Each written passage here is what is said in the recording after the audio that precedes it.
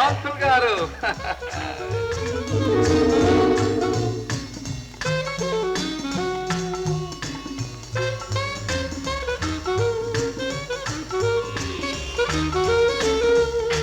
అన్నగారు తాగి మాట్లాడుతున్నాను ఏమనుకోకండి. ఉండబట్టలేక ఒక తాగుబోతు ప్రశ్న. 100 ప్రశ్నలు అడగండి, సమాధానం చెప్తాను. అబ్బా ఏమీ లేదు, మీరు ఇంత డబ్బు ఓహో ఎలా సంపాదించానా? చాలా చిన్ని ప్రశ్న. మనిషి సంపాదించాలి అని అనుకోవాలే కానీ తేలిగ్గా సంపాదించడానికి మార్గాలు చాలా ఉన్నాయి. అలాంటి మార్గాలు అన్నగారు అనుభవం మీద అనేకం నేర్చుకున్నారు. Yes brother. కష్టపడితే వచ్చే డబ్బులు కూలి డబ్బులు, కూటికి కూడా సరిపోని డబ్బులు. నిజం చెప్పారు. నేను మీతో అబద్ధం ఆడతాను. కష్టపడకుండా సంపాదించే డబ్బులు మేలి డబ్బులు, మేలు రకం డబ్బులు, మేడలు మిద్దెలు కట్టించే డబ్బులు. అదే విధంగా నేను కూడా కష్టపడకుండా, కష్టం అనేది ఏమిటో తెలియకుండా వేలు లక్షలు గడించాను. ఎలా కూలి చేసి? కూలీలా? అవును. ఒక మొక్క పెద్ద మాను కావాలంటే చుట్టూ ఉన్న మొక్కల్ని చంపాలి. ఒక చేప పెద్దది కావాలి అంటే ఎన్నో చేపల్ని మింగాలి. ఒక మనిషి లక్షాధికారి కావాలి అంటే ఎన్నో లక్షల కుటుంబాలని ఆర్పివేయాలి.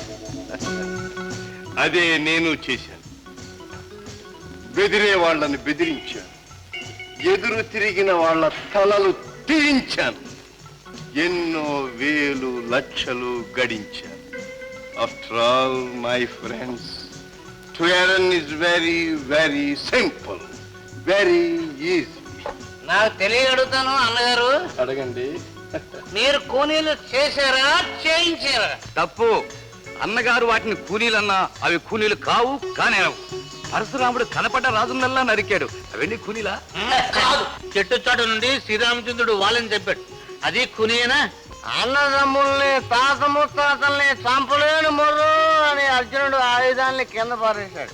కానీ ఒకటి, చంపడానికి నువ్వెవరు, చావడానికి వాళ్ళెవరు? కర్త కర్మ క్రియ అన్నీ నేనేని గీతబోధ చేసి ఊతకోత కోయించాడు ఆ కృష్ణ పరమాత్మ. అయినప్పటికీ గీత మనకి ఆదర్శం కాదనగలమా? ఆమల్లేం.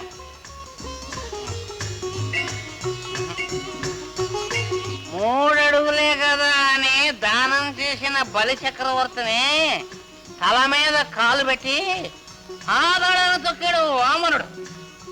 దానికి అనగలమా? అసలు అంతవరకు ఎందుకు? మహాపురుషులు చేసే కూనీలు కూనీలు కావు. అందుకే ధర్మ సంస్థాపనార్థాయ సంభవామి యుగ యుగ అన్నాను. పెద్దలు చేయ తప్పులు ఒప్పులుగా గ్రాహములు అని అన్నారు సూత్రం. Very good. That's my friends. Leave all cares. Drink. Aruna, ఏమైందమ్మా? ఏమిటి అలా ఉన్నావు? రామ్ ఎలా ఉన్నాడు? దేవుళ్ళ ఉన్నాడు. దేవతలతో దేవేంద్ర సభలో కులాసగా కాలక్షేపం చేస్తున్నాడు. అరుణ, ఏమిటా మాటలు? రామ్ ఏమన్నాడమ్మా? నేను మారిపోయాను, నీ దారి నువ్వు చూసుకో అన్నాడు. అరుణ, రాము మారిపోయాడా? అవును, నీవు నేను ఈ లోకం నమ్మలేనంతగా మారిపోయాడు. మనిషి అన్నవాడు మంచిని మమతని మర్చిపోయి చేతనైతే చెడిపోయినా సరే డబ్బు సంపాదించి సుఖపడమన్నాడు. మన తులసి సంగతి తెలిసిందా అమ్మా? తెలుసుకోవలసిన అవసరం తనకు లేదు. తనకిప్పుడు కావలసింది సభలు, సన్మానాలు, పొగడ్తలే కాని చెల్లెలి సమాధి కాదు, పూర్వపు బంధుత్వాలు కాదు. డబ్బమ్మా, డబ్బు. అన్ని మమతల్ని ఆ డబ్బుకు దాసోహం చేశాడు. హలో, నమస్కారం. నమస్కారం. నమస్కారం. ఏమిటి పెద్దలందరూ ఇలా దేవాలయంలో గుమిగూడారు? ఏమన్నా దైవకార్యం తలపెట్టారా? అబ్బాయి అదేం కాదండి, తమరు మా గ్రామానికి దేవుడు లాంటి వారు. తమరు కాస్త కరుణిస్తే మా గ్రామంలో 10 కాలాల పాటు నిలిచేది, 10 మందికి పనికొచ్చేది. ఏదైనా మంచి పని చేద్దామని మా పెద్దలందరూ నిశ్చయించారు. అయితే దానికి డబ్బు కావాలి.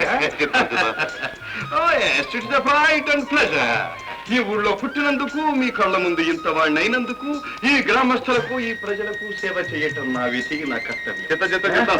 కాబట్టి ఏ పని చెయ్యాలో దానికి ఎంత డబ్బు అవుతుందో నిర్ణయించాయి. Mister Raju, please attend to this. I will see God.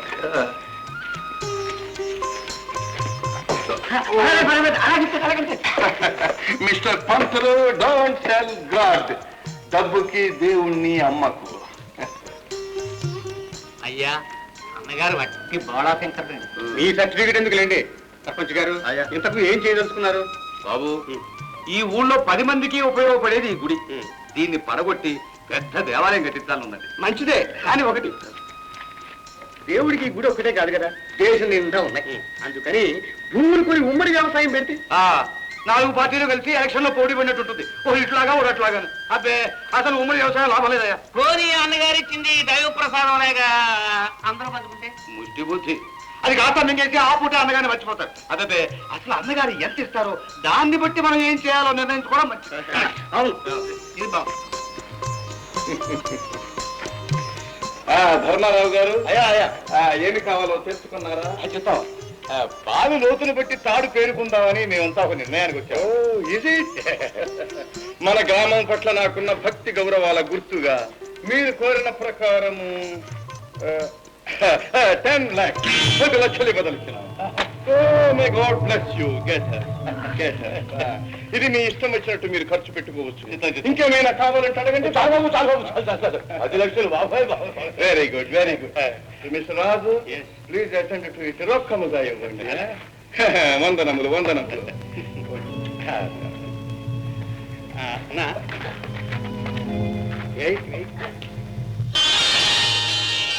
ఇదిగో డబ్బు 10 lakhs 10 లక్షలు.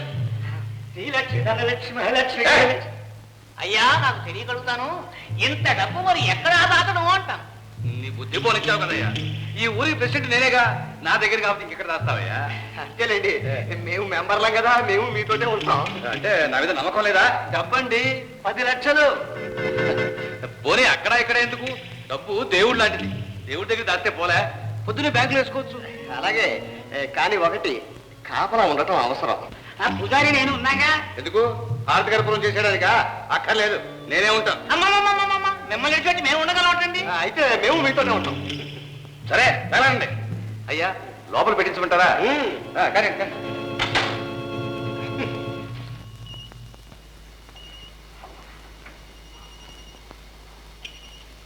ఎందుకయ్యా తెల్లవారులు గుణపాలు మింగిన వాళ్ళకి అలా కూర్చున్నారు?